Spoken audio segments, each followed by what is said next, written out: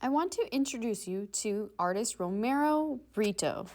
Romero Britto was born on October 6, 1963, in Recife, Brazil.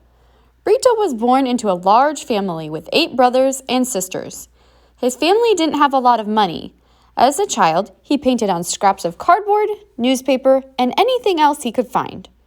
Romero Britto is self-taught, which means he didn't go to school to learn art. He painted what he saw and taught himself. In 1983, he left Brazil to go to Paris, France, where he saw the artworks of well-known artists Pablo Picasso and Henri Matisse. Brito was inspired by these artists as well as some pop artists. Pop art is art based on popular culture or people and items that were popular at the time. His artwork uses bright colors, bold patterns, and solid black lines. Brito exhibited his artwork in galleries and private shows and was encouraged to come to the United States where pop art was really taking off. Romero Britto has been commissioned or hired to create artwork by many companies, including Disney, Coca-Cola, Audi, BMW, Volvo, and many more. He has also painted numerous portraits of famous people like Madonna, artist Frida Kahlo, and Albert Einstein. He has also created his own version of the Mona Lisa, called Mona Cat. Romero Britto uses themes such as hope, dreams, and happiness in his artwork. He currently lives in Miami, Florida, with his wife Cheryl and son Brendan. Now let's get to creating some artwork in the style of Romero Britto. First, we're going to write our name on the back with our class code using a pencil. Then you can decide, are you going to use pencil or Sharpie to draw?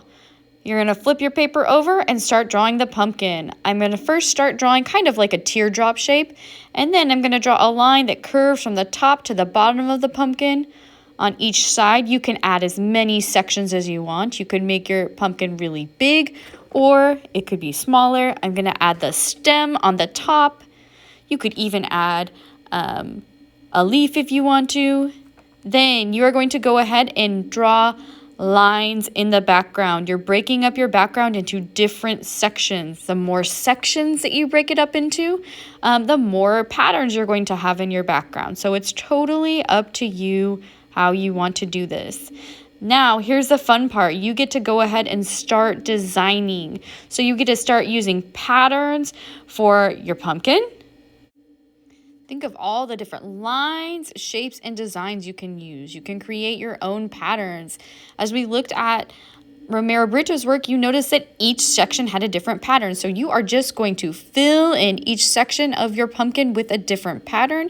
You can choose different colors if you want to. I decided to use just warm colors, red, orange, and yellow in my pumpkin, but you may want to use a different color.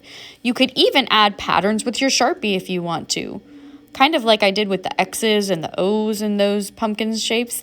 And then once you are ready, you can go ahead and color, adding all of this bright colors to all these different patterns. You can see that I am using markers. You can use markers if you want to, or you could use crayons or colored pencils. The choice is completely up to you. Whichever you feel will make your artwork more colorful.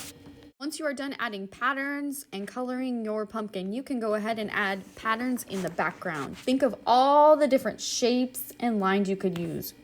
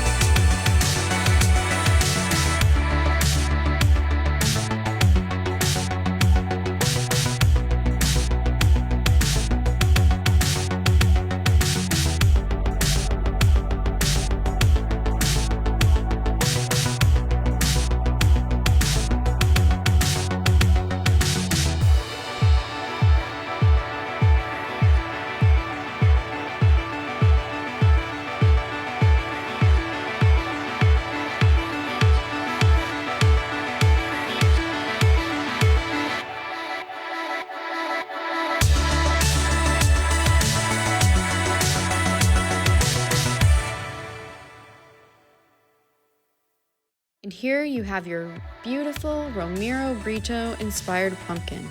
I can't wait to see what you create.